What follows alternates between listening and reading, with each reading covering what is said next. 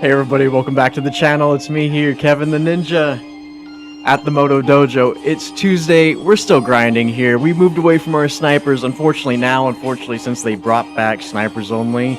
Of course we would have grinded all the snipers before they brought back that mode. But check this out, we're on our way to assault rifles this time. We did the Maddox just yesterday, and today I think we're moving on to the M15 mod, which seems to be like everyone's favorite assault rifle. So it's great, we're on to a new class, we're on to a new grind, so let's get this. We're going to be jumping in today for 4 miles. I hope you guys are having a fantastic Tuesday. If you feel so inclined to get a workout, work out with me. Let's work out together. Let's get this 4 miles done. Let's start the treadmill. Let's jump into some crunchy lobbies. And let's get this going. Man, what a day to be alive, I'm telling you. What a time to be alive. I definitely feel like I've had quite the rest, and I feel like I could use some more. My knee's been in and out of bugging me, so we'll see how it does today. I don't know. Sometimes, you know, before it was my ankle, now it's my knee. As you get older, you start having these weird pains and weird joints and ligaments and muscle soreness. But yeah, this is what it's all about. It's all about fighting through suffering and pain and getting through the day, no matter what. Because that's what ninjas do, right? So we're gonna get a good warm up here, just walk it out, just to make sure my knee is feeling a little bit better. Yeah, last night it was bugging me and I felt like, man, maybe I should take today off. But nah, I'm not about that.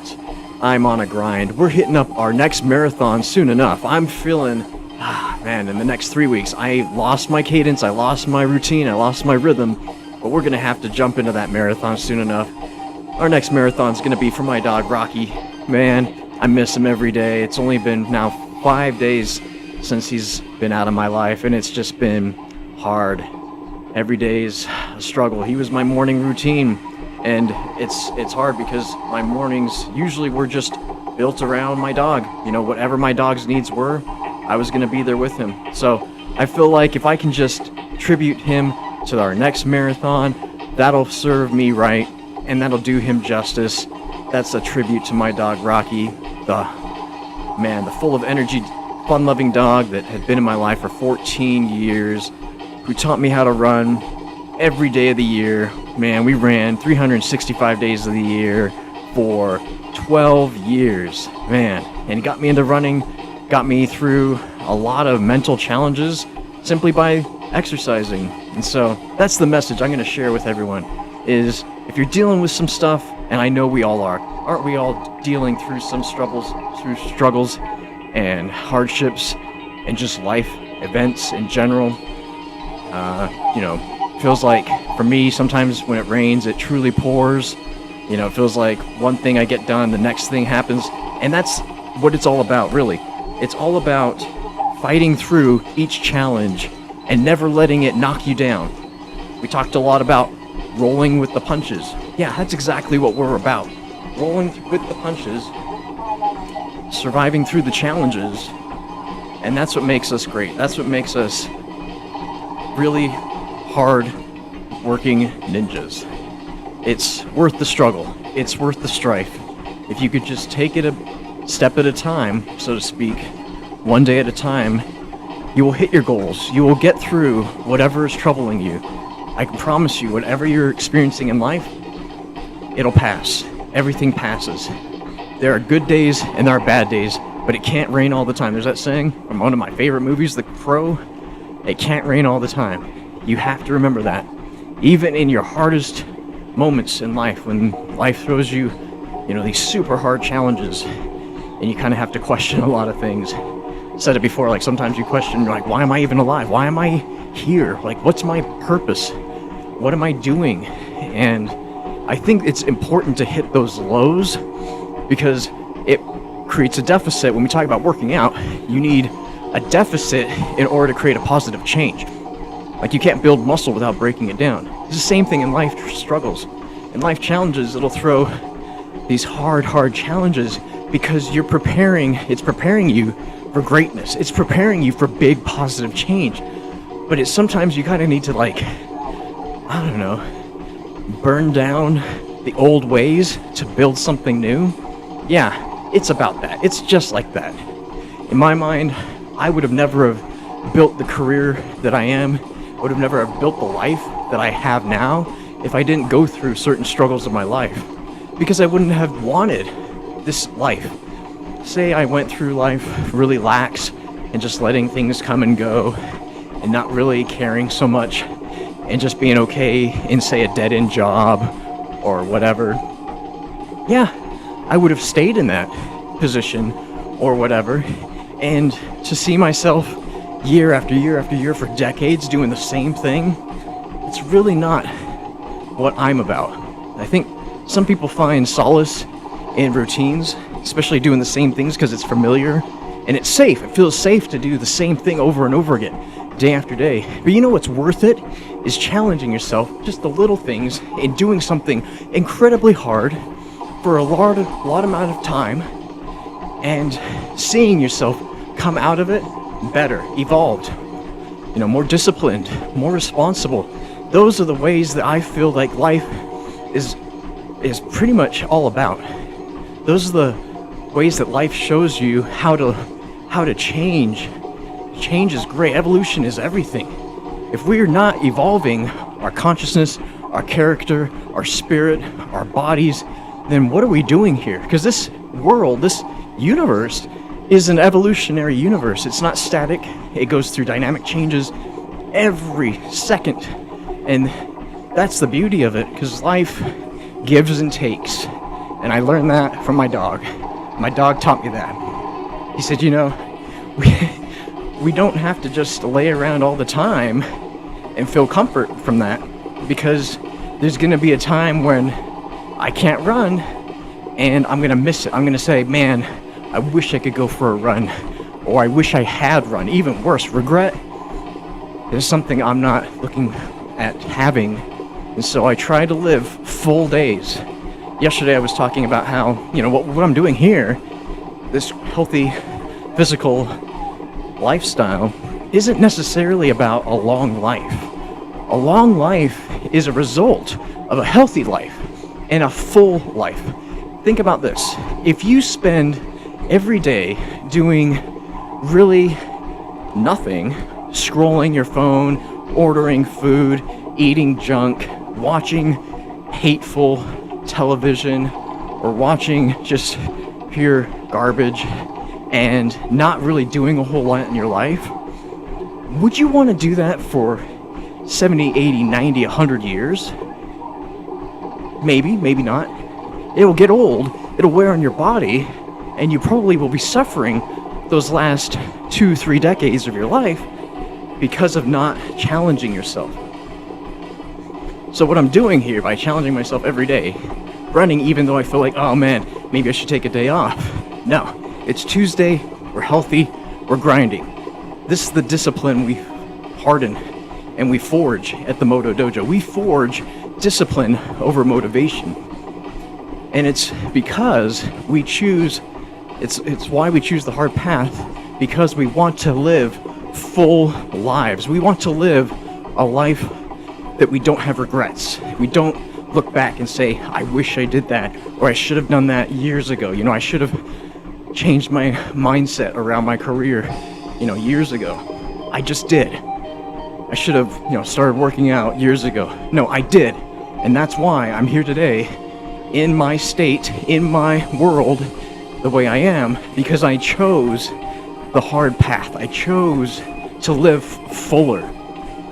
I remember moving into this house, which is my wife and ours dream home, almost 7 years ago. Next month, it'll be 7 years ago that we moved in on our anniversary. It was very serendipitous, very synchronistic. I remember thinking, as soon as we moved here, I was like, I did it. I've accomplished everything in life. I have my job, which wasn't really my career, but it paid the bills, and I moved into my dream home. I did it, right? I've done everything in life I need to. When I started going into that mindset, it was only like a couple of days of living here. I kept thinking, I had this feeling of being soft. I don't know how else to describe it other than I felt soft about becoming really lax and really lazy. Because I could have started, I was 34 at the time, and I could have let myself relax and not work out and just take everything in strides, come as we go, not challenge myself, because I live in a very well-established home. It doesn't need a lot of maintenance. Now it does. Like the other day, I replaced this spring coils on my garage door, which was really fun to figure out and get working. It was actually really rewarding at the end, because now the garage opens up really smooth, and I feel really good about that for the next 10 years. But I figured, man, do I need to keep, doing the hard path? Do I need to keep challenging myself because I've already done it, right? Yes and no. Here's the thing. You should get to a point where you feel valid and enough. We are enough. Things that we're doing in our day-to-day lives are enough. Like, we really do enough. Sometimes society expects us to be, perfect. Perfection is not the goal here, especially not on this channel. Perfection in life is unachievable. It's not possible. And instead, we need to replace that phrase of perfecting our lives with instead the balance of challenging ourselves. Progression is better. Progression is the better P word than perfection. Progression is what I'm doing right here. Am I perfect? Am I the best multiplayer? No, not by far. There are so many other guys that I play with that make me feel like, man, maybe I should hang up my controller, But that's not my goal. I'm not after getting these guys perfect. I'm not going for that perfect KD. And I'm not going for, the nuke. One day I will. One day I'll go for that 30 kills without dying. That'll be challenging. But it's not like I'm going to be spending every waking moment trying to get that 30 kills without dying achievement. It's the grind. It's the progression. Today I might hit 5 kills without dying. Tomorrow I might not. If I do, if I don't, guess what? Tomorrow's another day. Or another grind some other time. And that's what's going to keep me motivated just long enough to keep going. But my discipline says we are not perfect. We're not striving for perfection. We're striving for the grind. We're hitting our goal, 4 miles. 4 miles isn't a perfect running. I'm not going for 4 miles in under 40 minutes, something like that. No. I'm going for a total run of 4 miles, and I'm going to play this game until it hits. Maybe a little over, because sometimes I don't want to dip out of a match. But that's the goal. That's the discipline. Same thing in all aspects of life. So back to the story of me feeling like I had the opportunity of slowing down and going a little lax with my discipline. Yeah, I felt my mortality when I moved into this house. I felt, man, I'm just going to be growing old. Maybe I'll gain some weight. Because, everyone, as they grow old, apparently gains weight. Because society says, oh, it's natural. Your dad gained weight. Or people your age are gaining weight. Because, you got that dad bod or whatever. Or, you're not a young teenager anymore. We don't buy into societal norms or societal constructs. Why?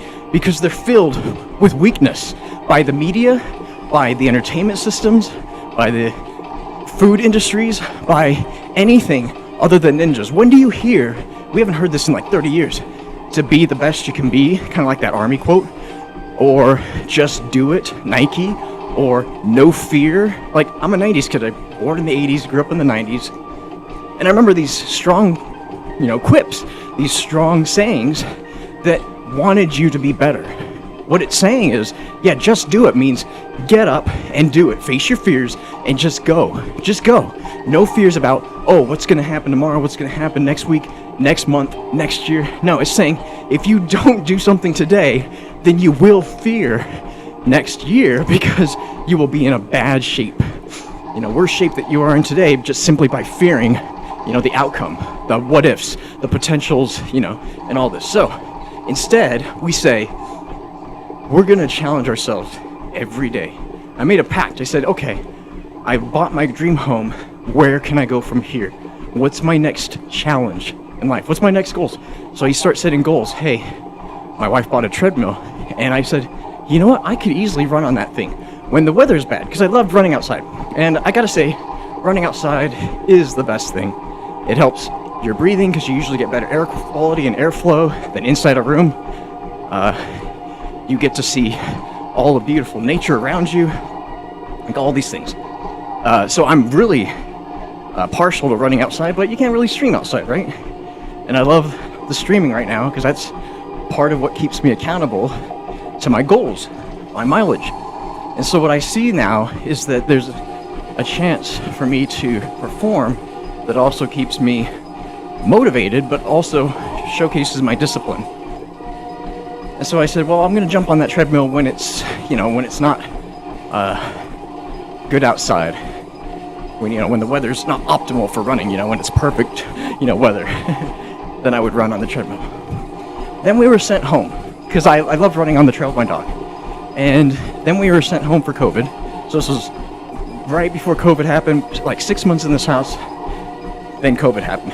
And I was sent home to work from home. And I felt like, okay, well, I could still go outside in the nature, and I did.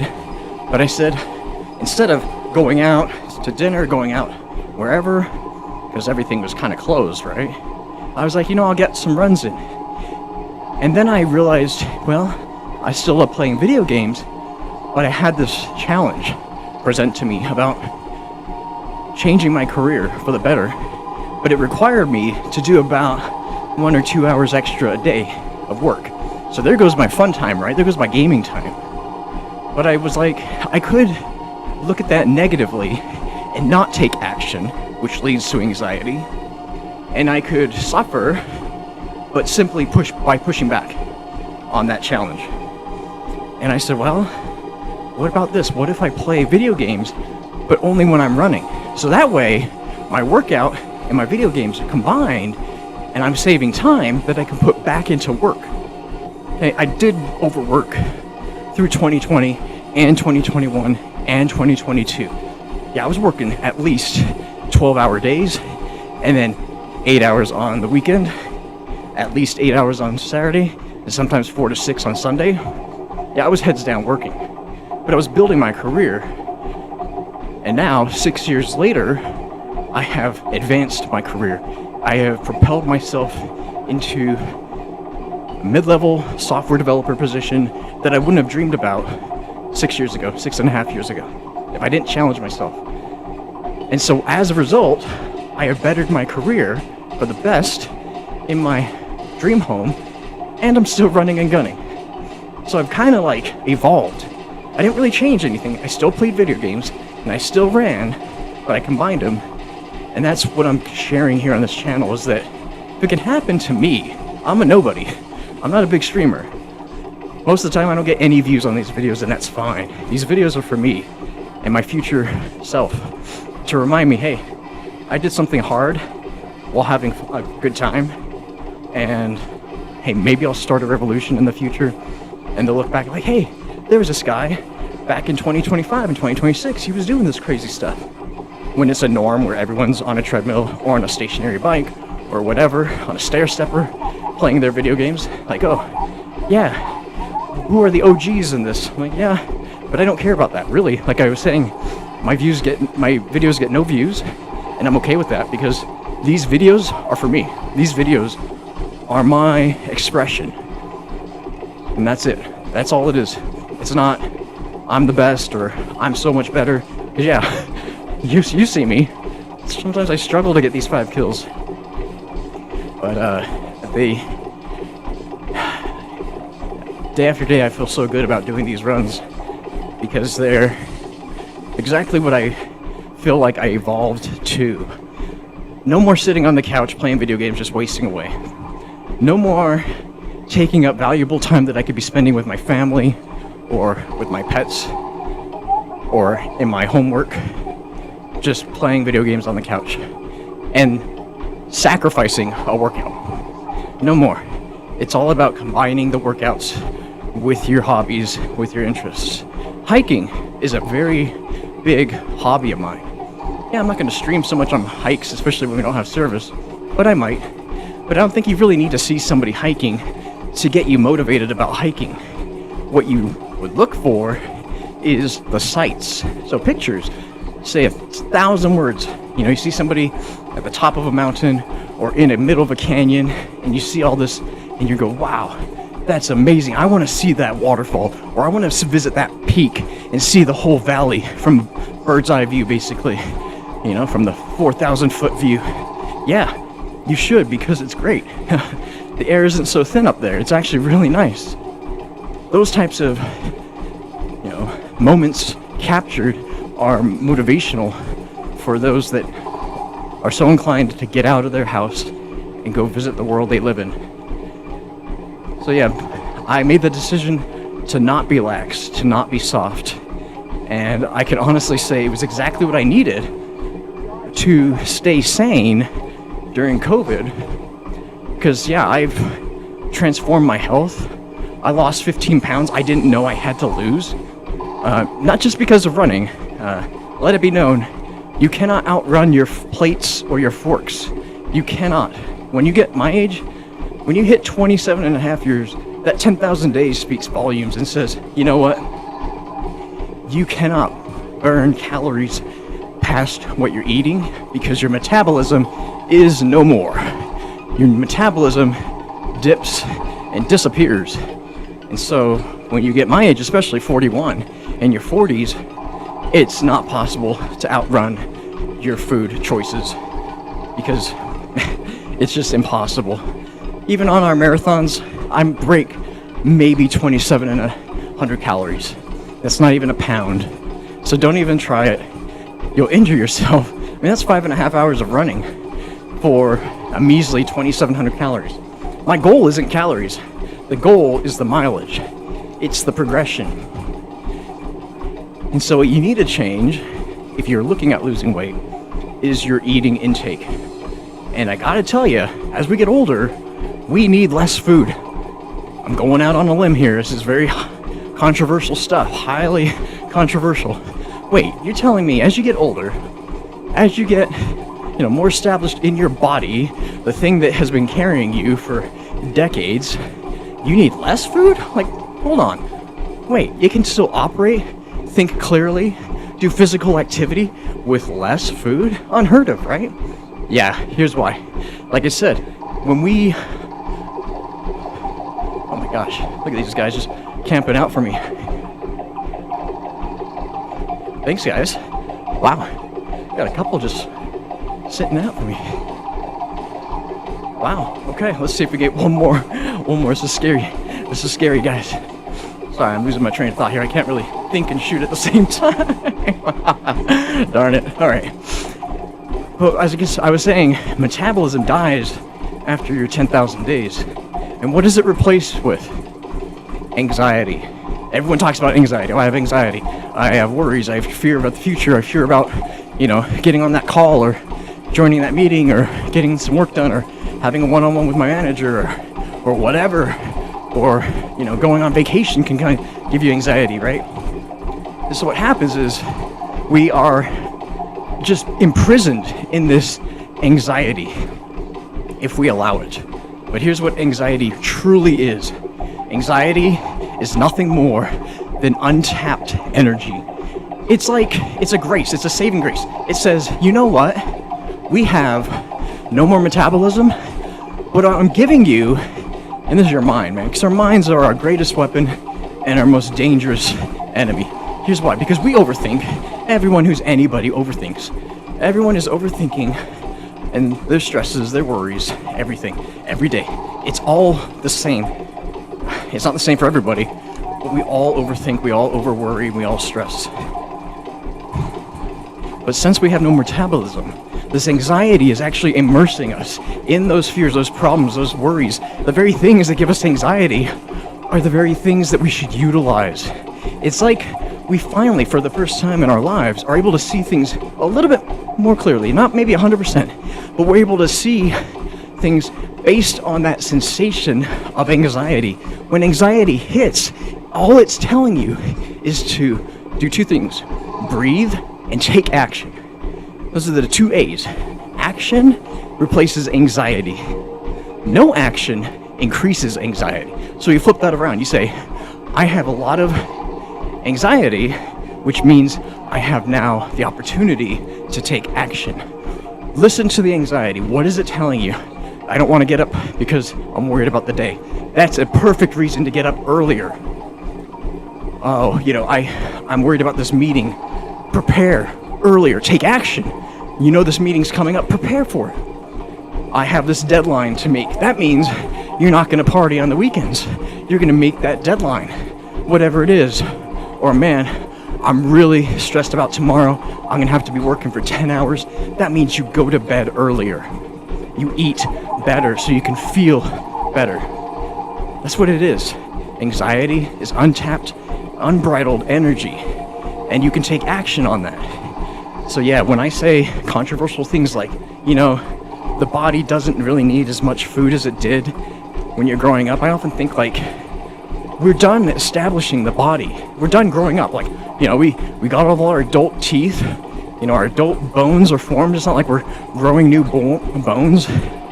You might be breaking down and rebuilding muscle, but are we, as much as people think that we're breaking down and building up muscles? Like all those muscle milk, sugary protein drinks, the excess in protein conspiracy.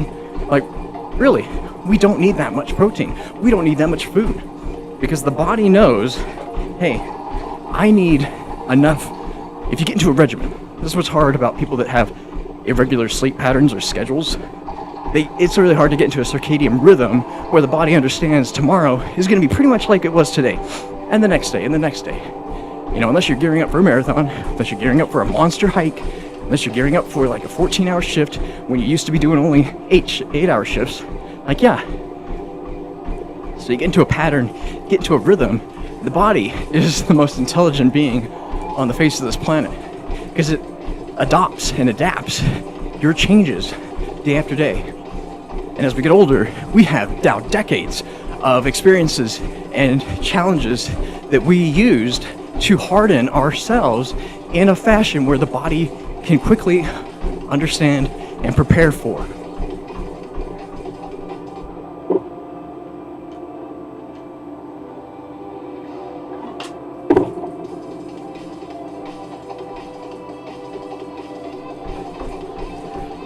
One thing that a dog teaches you is get into a routine. Dogs love routine. You will notice that a dog thrives having a set time for everything. Not just eating, because they'll always let you know when it's breakfast or when it's dinner time. But getting them into a workout routine, getting them into, hey, we wake up at this time, we walk at this time, we play at this time, we eat at this time, we nap at this time. That routine is exactly what dogs thrive on. Think about it this way, dogs are very empathetic. They live in the heart where us humans live in the mind. We connect to animals via the heart. But yeah, that's our disconnect. We think we're smarter than dogs. No. Dogs are way more smarter than us because they harness the organ in our body that has the biggest electromagnetic field. So take that for what it's worth. They don't need to do complex math or geometry or figure out the ins and outs of the universe to know how and when things work or should work. They just do, because they live in the heart. But if you were stressed, and this is how it happens, if you are constantly stressed, but not knowing when you're going to eat, when you're going to sleep, when is it time to work out, or how long we're working out for, or when do I get a nap, or when is it playtime, because I never do it, I rarely do it, things like that. The dog takes up on that so much more than the humans. Humans, we abuse the bodies constantly, from overeating, malnutrition. That's like, in my opinion, starving. When you're eating a lot of empty calories, that's worse than starving the body, because at least starving the body, or at least fasting, you can go into autophagy and start recycling cells and burning ketones for fuel and energy. So we beat our bodies up, but dogs can't choose what they eat. They can't choose when they eat. They can't choose when they go on walks. They can't make these decisions. They're dependent on us. So that's why I feel like if you want a dog first, you build a routine yourself.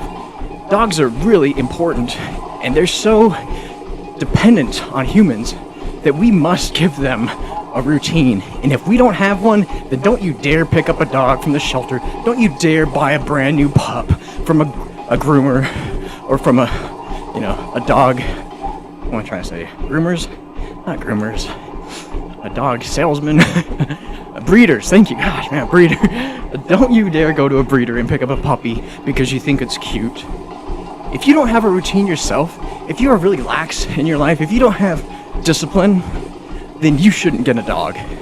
Because animals require that type of dependency connection with their owner.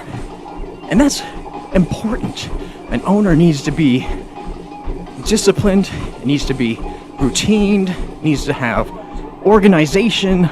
Because if you give that dog a stressful life, then shame on you. I'm just gonna say it. Okay? Didn't mean to get ugly there. I get really passionate about talking about two things, health and animals. They're like my two passions in life. Nothing else matters than health and animals in life. And grandbabies and babies. So, that's what I'll say to that. Alright, let's get some fine pills here, man. I feel like I have ranted and raved about life. I just woke up with a fire in my heart today. And I'm missing my dog. And I realized, you know what? I am not going to cower and become soft, because that's what I was reminded of. I was like, it's just like coming back to when we started living in this house, how my mindset was changing, and I caught it right before it changed for the worst. Right before I said, you know what, Kevin, just be lax, just sleep in. You don't need to work out so much. You made it. You can gain weight. You can lay on the couch and just play video games all day. Why struggle any more than you've already have? And little did I know, but it was actually helping me prepare for COVID, prepare for the lockdown, where everyone was basically changing their lives for the better or worse because of a necessity. Because hey, the world was changing. And so they themselves were, hey, I need to change my character, otherwise I'm not going to survive. So we went back from thriving into the surviving mentality as a population, simply because a few members, which I'm not going to name, said, oh, you know what? In order to protect the few, we need to make the whole world suffer over some super flu that really was just the flu with a different name. Anyway, I digress. Guess who I was dreaming about last night? That's why that's on my mind today. I think it's exactly why it's on my mind today. That doctor that came out of nowhere and told everyone what he thinks health is and what he thinks the population should do. Health is extremely complicated, but it's very individualized. It's so subjective that not one person could tell you exactly what you need to do to improve your health. I can't come here and say, oh, just fast like I do, be vegetarian like I do, eat a bunch of eggs, eat a bunch of protein, healthy fats, broccoli, cauliflower, all sorts of vegetables, but you gotta fast, and then you gotta do 4, 5, 6 miles a day, and then you gotta do a half marathon on the weekends, build up for your full marathon. Like, no. I tell that to the wrong person, and they're gonna wind up in the hospital, the ER, because they suffered a shock or some incredible, pains, because they were trying to change so much in so little time. Now, instead you say, really just sit with yourself, especially after a really wrong meal. And I'll say there's right and wrong meals. You sit with yourself after you ate a bunch of crap. Really, after you just ate a bunch of food that wasn't healthy, but your taste buds made it happen. You made you order that pizza or that fried whatever, and you overate, and now you have heartburn.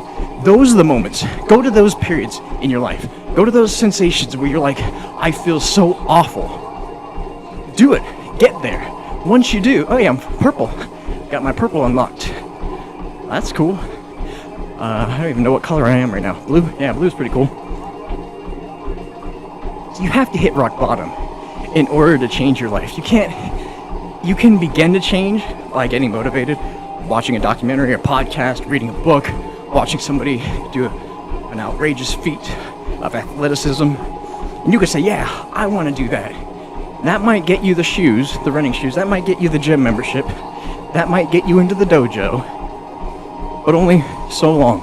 It's only going to get you as long as that motivation continues. And guess what happens with motivation? Motivation changes from one, not even a generation, from one decade to the next. When you get as old as I am, you'll watch certain phases in life. We'll talk about that here in a minute.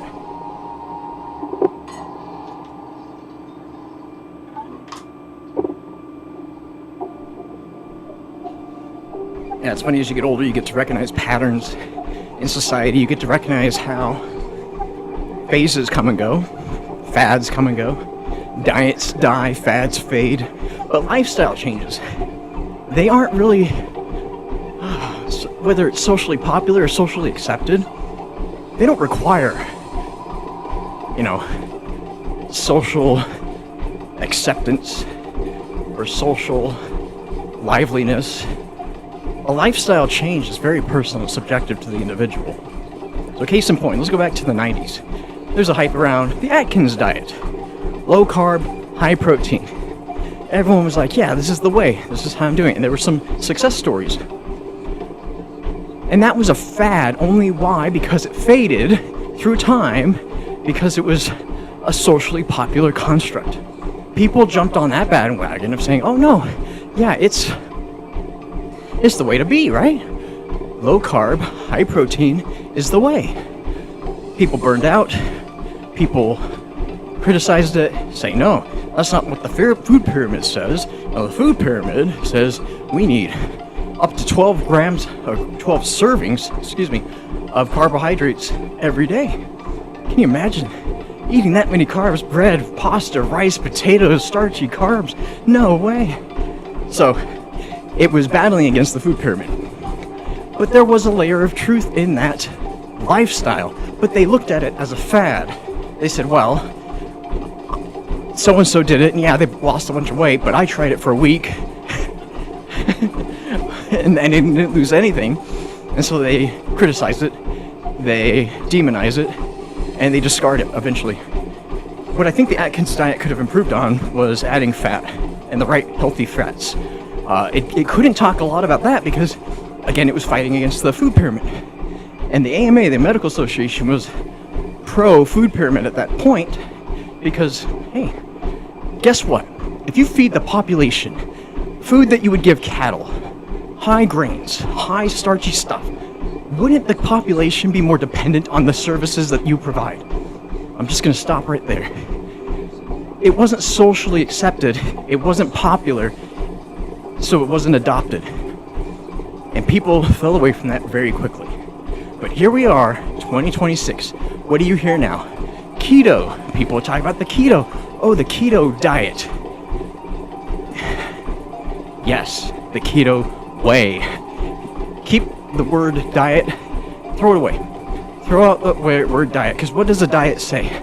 A diet says, I'm going to lose weight until I hit this subjective goal, and then I'm going to go back to eating pizza, fried foods, and starchy stuff because I hit my goals, right? Kind of like me going back to when I moved into this house, saying, oh, well, I bought my house, now I can go back to being lax and just doing the bare minimum, around the house and at work, whatever. Oh man, I would have become a soft baked potato if I did that. But yeah, so the keto way is not a diet. It's the way. It is the way to optimal, sustained energy.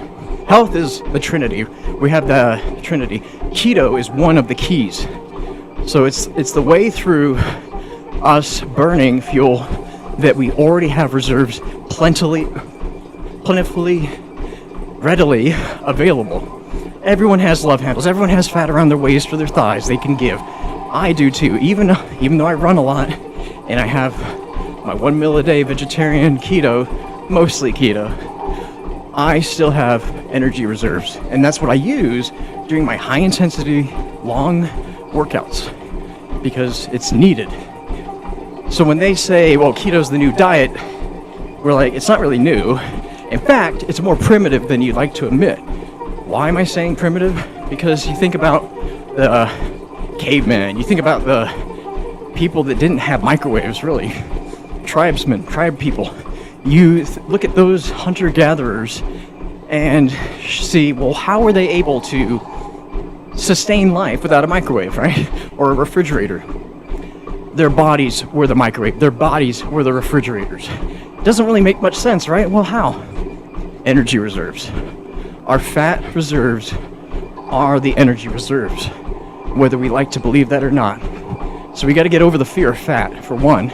We got to stop thinking about as fat and demonizing it as this horrible thing that plagues society. No, cortisol plagues society. Cortisol is the poison of mankind. So you could stop right there. Fat is the energy reserve packing element that guides us through our lives, that can guide you through optimal health. It's not the only thing, but it's one of the 3 keys to optimal health. So burning ketones for fuel means that you don't have to go hungry, that you don't have to have cravings. If you go into long durations of fasting, aka triggering your autophagy, which is another key to optimal health, autophagy, which is the recycling of cells, meaning you don't have to you don't have to create so many cells, because everybody is breaking down cells just by living, just by waking up, going to the bathroom, walking around, walking to your car, walking to the store, really just living life. You're breaking down cells. We expel cells through our mucus, we expel cells through our waste, and it costs energy for the body to make new cells, aka red blood cells for us, and that requires food, right? So you're thinking, okay, well, we need to change the way that we build cells. So most people say, well, you need to eat more food to build new cells. Think about it this way: your body is a sack. You really are a sack of earth. We're carrying around with us all the meals and most of it really. We expel a lot through our waste, but we have a good amount. And from that, we are these walking sacks of earth that are constantly putting more into us, and we're hardly taking things out. It's kind of like we have Santa's sack, really, on us, that seemingly has so many materials and chemicals, really, from previous meals, previous dinners. And it's hard because those times where we have this amount of food or energy, it's really harmful to the bodies. It's hard to carry that amount of food and energy, because over time you have a lot of not just sore feelings or inflammation, but it drives a lot of chemical imbalance to your body when you have too much in you. So we think we've been fed the lie that in order to sustain your health, you need to keep making new red blood cells, keep making new cells, and that's how your body will thrive. But here's the thing, here's the secret. Autophagy says, you know what? If you give me time to heal, like if you really do give me time to process and fully eliminate waste and not have anything to digest, guess what's gonna happen to me? Well, there's my bloodthirsty with the wrong gun. Oh, gotta love that. Ran out of ammo. Kablamo. Let's get a hellstorm on them while I'm thinking about it. Oh, I get got. Oh, man. So your body is saying, I have a secret. If you allow me to heal, if you stop the constant digestion, if you stop the constant insulin spikes, then I am sure that I could reuse and repair some of these cells, aka a lot of them, and so that way we don't have to make new ones, which cost energy, which create an intake. You must have an intake of food and food substances in order to get there. It's like, I won't need that because I already have these perfectly good used cells that I can reuse, repair, and make new cells, quote unquote, because they're not new, they're just reused. And that way we save and conserve energy. What a concept. So that's autophagy. The autophagy is the body's natural way of reusing, recycling cells for use instead of requiring more food and more energy to break down to create new cells. That's it. The body, like I said, is an insanely smart machine. The body is probably the smartest thing we're going to know other than the Earth. The Earth is ultimately a little bit wiser and smarter than us. But yeah, that's where it comes from. That's where it is. The body knows best. Listen to the body, listen to the mind, follow your heart. Your heart says, you know what, I don't need that much food. I don't need to be eating 3+ meals a day with snacks, with sugary sodas, because in the end, it's not going to be healthy for us. We're not going to feel good because we're going to always be digesting, which means we're always causing insulin spikes, and that attributes to inflammation, which is muscle soreness. And boy, oh boy, don't we hate being sore. That's all I gotta say.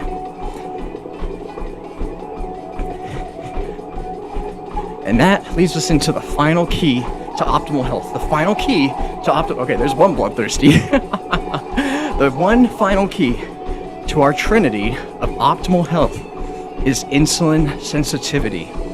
So I ended with, we have inflammation at every digestion because it causes an insulin spike to digest food. That's just the normal way of things. The normal process is when you eat something, doesn't matter how big, when you eat anything, your body's natural process begins to digest, which means it needs to produce insulin.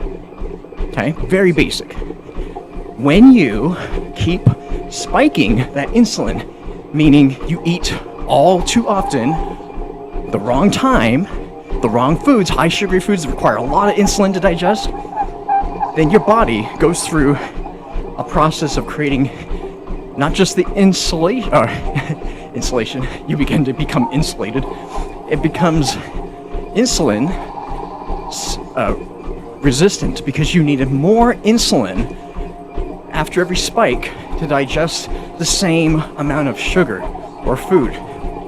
And when you have that process happening over and over again, think day after day after day of eating a lot of starchy carbs and sugary junk, especially soda, your body is having to create insulin and it's just not cutting it anymore because the body automatically builds up a resistance. The body's really smart in that way. It will say, oh, I have, all this insulin coming in. I'm going to be a little bit less resistant or a little bit more resistant to it because, that's exactly what the body does. The body can adopt and adapt very easily to your changes in your life.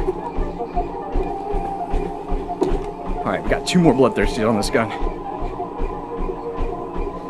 And so the key to unlock autophagy is through becoming more insulin sensitive, which means you need to stop eating so much so often.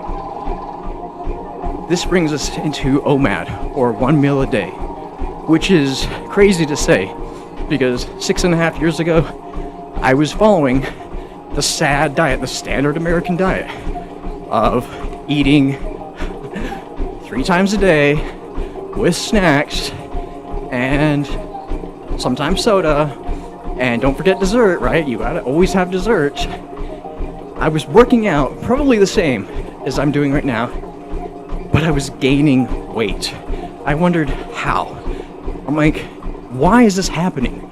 I'm eating within my calorie limit, I'm burning calories, and yet I'm gaining weight. So that simple math of the ratio of 50-50, where 50 calories in, calories out, is a lie. Especially when you hit your 10,000 days. Especially when you hit 27 and a half some odd years. When your metabolism dies and you start getting anxiety. And that cortisol doesn't want to burn anything. So when you start having stress, it doesn't matter how many miles you run. It doesn't matter if you're within your calorie limit. Your body will refuse to let go of the weight. It's crazy because cortisol jeopardizes us and circumvents our way of burning and releasing energy. It's really the killer of mankind, is cortisol. So what I did was I listened to a doctor who's also on YouTube, not a YouTube doctor like Dr. Mike. I'm just calling you out, Dr. Mike. A doctor who's also on YouTube, Dr. Stein Ekberg, and he brought to my wife and I the idea of ketosis, ketogenic way of burning fat as energy. That's your fuel for energy. What does that involve? Well, it involves high quality protein, high amounts of quality fat, and low carbs, if not zero carbs. It's interesting because when we did that, I was kind of naive because I first felt like I knew a lot about health. I first thought, yeah, I knew everything the body needs. The body just needs working out. You just need to work out and your body can do a lot. No. Your body, again, will adapt, but then it'll also plateau. When you work out, you'll hit a plateau and you'll say, man, I just am not burning the same weight that I used to back in my 20s. It's because of that cortisol component. And you're dropping metabolism. So what happens is ketosis says, I'm switching my primary method of burning fuel for energy, glucose, through carbohydrates and sugary junk, and I'm going back to the preferred, which is the natural way, the primitive way, like I was saying. Tribesmen, ancient hominids people, we were used to going into ketosis out of necessity to live, because we didn't have refrigerators, and we didn't have microwaves, and we didn't know when our next meal was going to come from. It was that simple. So ancients were in ketosis out of sheer survival instincts. You had to, otherwise you die. So what happens now is that your body recognizes that, hey, since I am now back to my preferred way of burning fuel for energy, fat in ketones, then I don't need to worry about holding on to fat. Isn't that funny? Isn't that a strange concept? That the more fat you eat, the less you wear. Honestly, that's why, I'm not going to say that's why, but yeah, that's why the food industries have kept us in this carbohydrate grain, like cattle-fed state, because they want us to keep eating the junk. They want us to keep eating the sugary junk, the carbohydrates, the high starchy processed foods, so that we can be dependent on this lifestyle of always being hungry and never feeling full. Even eating a whole meal of starchy carbs and all sorts of sugar, you're going to be hungry in the next 35-45 minutes. Promise you, it happens when I have my cheat meal. If I have pizza, which is my cheat meal, maybe once a week. It's now been going down to like once a month. Hey, there's our 4 miles. When we go down to that state of going to that other primary way, which isn't preferred, it's primary because it's readily available, glucose, carbohydrates, but it's not preferred. The body and the mind want to sync up with their energy levels. And that's what ketosis does. It gives you sustained energy levels. I don't have energy dips. I don't have the afternoon slums, the hangs where I'm just like, oh man, I'm so tired, because I don't eat lunch and I'm burning fat for energy, aka ketones, because I'm fasting. I only eat dinner, and so my body knows it's not dinner time yet.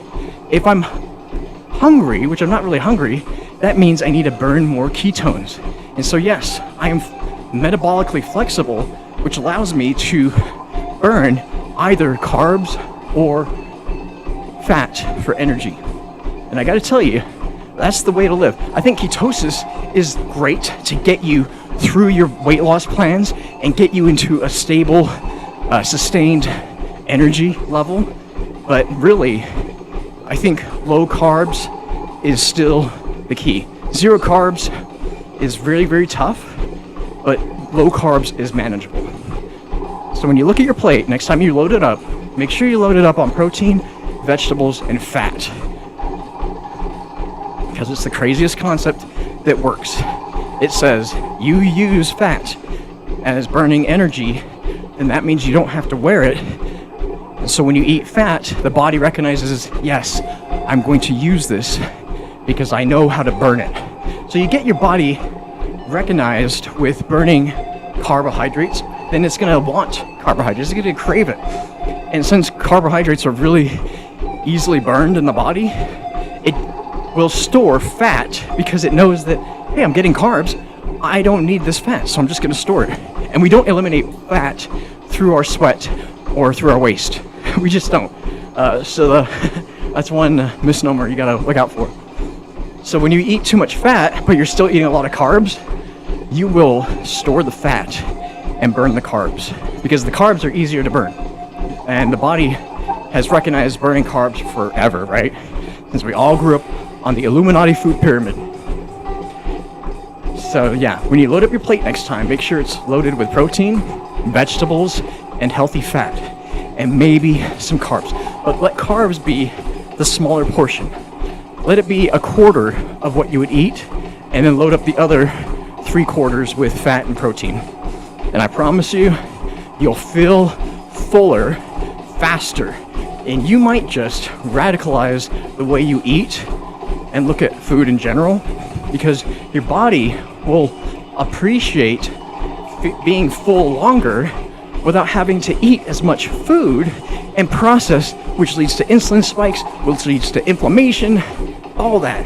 So we come full circle. In the trinity of optimal health, you have ketones in ketosis, you have autophagy, recycling cells, and you have insulin sensitivity from not eating so much so often, and the wrong foods. That's it. Fat doesn't spike your insulin. Glucose, carbohydrates do. Sugar especially. That's why we have diabetics. And I'm speaking to the type 2 diabetics. Type 1, I am sorry, you have a bad hand. Life dealt you a bad hand that says, I'm sorry, you have this problem with insulin, but you're not overweight or you're not eating a lot of sugar. Yeah, type 1 is a little trickier. And I'm not even going to speak to that because I can't, because that's not safe to speak about a ketogenic diet to somebody that has type 1 diabetes. I'm speaking to the type 2 guys. Type 2 diabetes, you absolutely have it in your hands to control your life and get off the insulin sensitivity or insulin dependency and be more insulin sensitive solely, purely on your diet alone. That's it. But go see a doctor, check with your doctor and make sure that ketosis is right for you.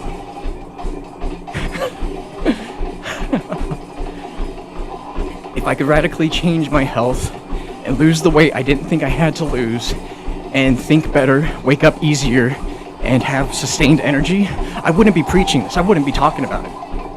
But I know if I can do it, then so many other people can too. And I'm talking to the people that especially don't like working out, because those people have it harder than me, because I love working out. I look forward to my workout every day. It's one of my highlights of the day. If I can get a workout in, man, I am doing well. I am healthy, I'm alive, and I'm working out. So I'm speaking to the people that don't like working out.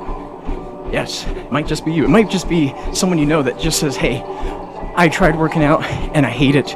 I can't get into running, I can't get into biking, can't get into swimming, can't get into whatever. And it's hard because I want to lose weight. There's hope for you. It's not on a treadmill, it's not on a trail, it's not on a bike, it's in your meal. And you can control that because, unlike dogs, we humans can control our eating, our intake. We have the choice. Let's make it a good one. Alright guys, we are done. We hit our mileage. We got one bloodthirsty with this M15 mod. I think we were kind of torn up in some passionate conversations today, which is fine because we're a fitness gaming channel, and fitness doesn't just mean working out. It also means looking at your overall health, which is that trinity we talked about. Ketosis, autophagy, insulin sensitivity. And then around that trinity is the circle, the yin and yang of breaking down muscles and rebuilding them, breaking them down and rebuilding them to make us stronger, healthier, active members of society. That's what we're after here. So I appreciate those of you that may have joined in and got something out of today's discussion. Guess what? We're going to be back tomorrow. It's Wednesday tomorrow. We're going to be getting our grind on. And we got guns to get Singularity. So we are 13 away from our Singularity challenge. Oh, it's going to feel so good when we get there. But we're here for the journey. We're here for the struggle. The longer the struggle, the bigger the reward. So let's hit our goals, everybody. Let's set them and let's accomplish them. I believe in you. You should believe in you too. As always, it's a privilege and honor for me here, Kevin the Ninja, to be running and gunning on the Moto Dojo, where we're victorious in our 4.5 miles today. We see you tomorrow. We're going to hit 5 miles tomorrow. Let's go get Tuesday, everybody. We've earned it. Have a great day, everyone.